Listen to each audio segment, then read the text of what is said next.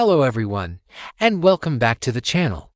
Today, we're diving deep into a story that reads like a Hollywood blockbuster, a tale of meticulous planning, a massive payday, and a gang that almost got away with the perfect crime.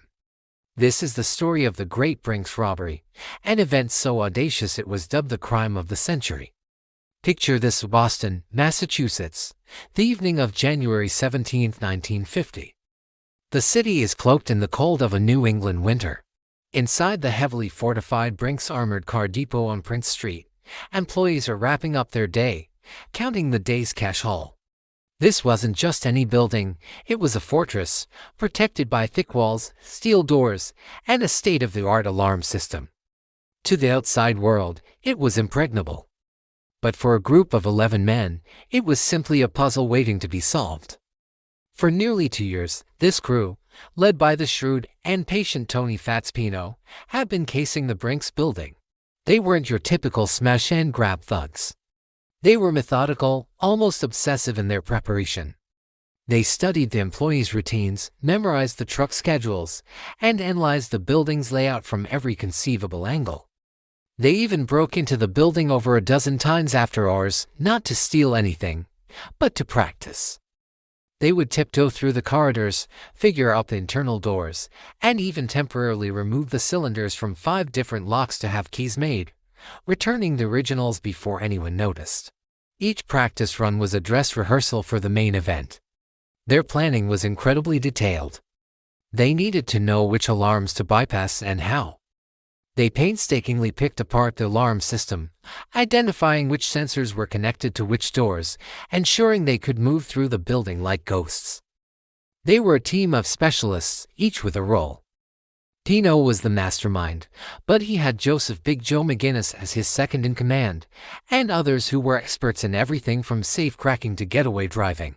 They weren't just planning a robbery, they were choreographing a ballet of criminal precision.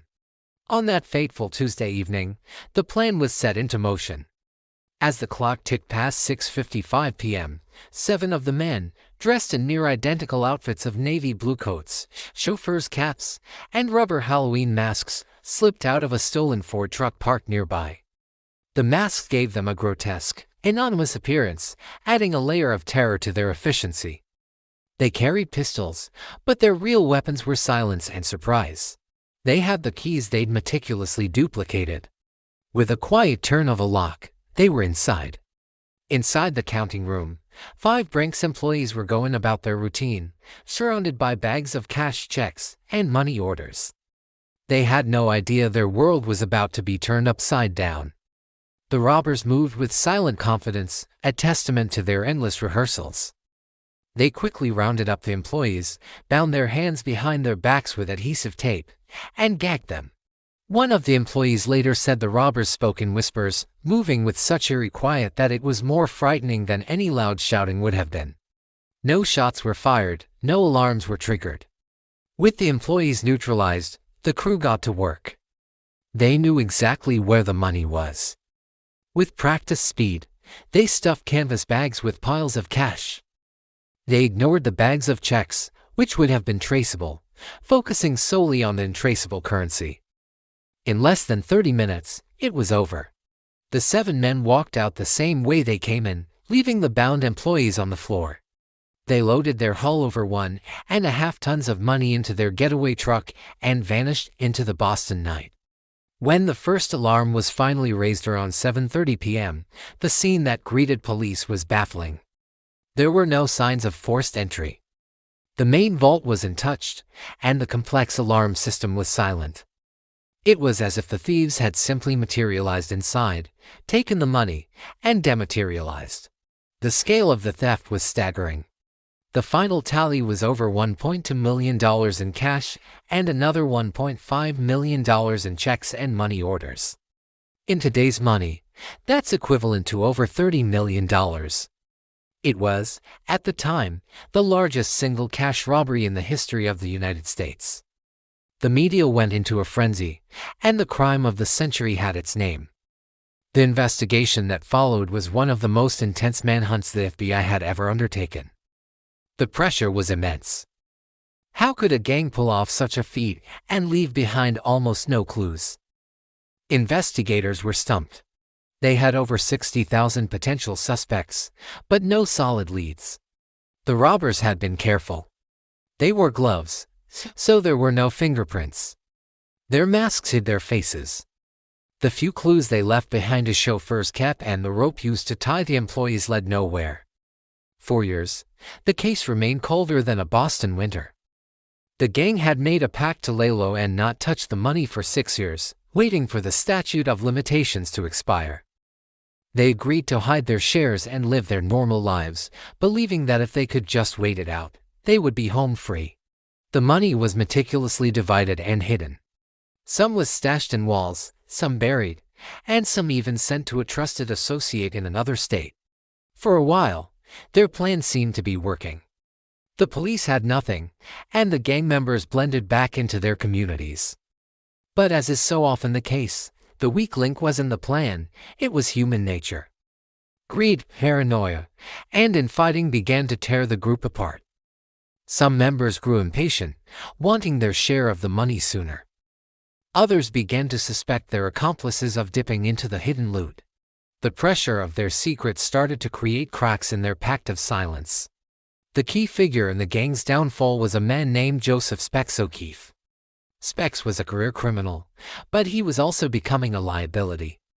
After the robbery, he continued his criminal activities and ended up in prison on an unrelated charge. While inside, he grew increasingly paranoid that his former partners were going to cut him out of his share of the Brinks money and maybe even silence him for good. His fears weren't entirely unfounded. Other members of the gang, particularly Tony Pino, were indeed trying to figure out how to get their hands on O'Keefe's stashed cash. They even made attempts to have him taken care of in prison.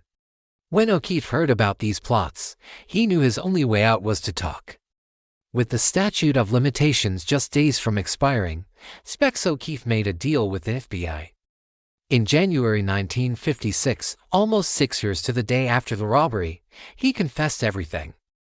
He laid out the entire plan, from the initial casing of the building to the final escape. He named every single member of the 11-man crew. The subsequent arrests and trials were a media sensation. The public was captivated by the story of the men who had pulled off the impossible crime. 8 members of the gang, including the mastermind Tony Pino, were arrested, tried, and convicted. They all received life sentences. 2 other members had already died by the time O'Keefe confessed. O'Keefe himself received a reduced sentence for his cooperation and entered witness protection. But what about the money? Despite the convictions, the mystery of the missing millions lingered.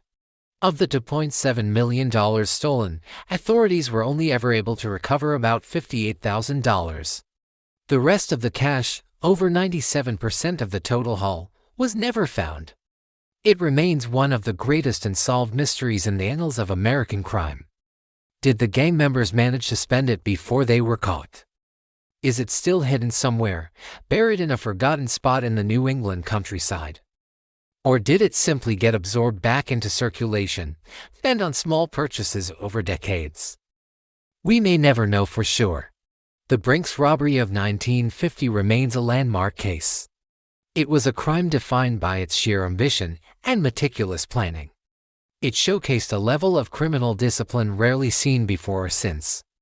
But it also served as a classic lesson: the perfect crime is often undone not by brilliant detective work, but by the simple, predictable flaws of human nature: greed, fear, and betrayal. The gang thought they could beat the system, but in the end, they couldn't beat themselves. Thank you so much for joining me on this journey back in time to uncover the story of the crime of the century. It's a fascinating look at a moment when a group of ordinary men became extraordinary criminals.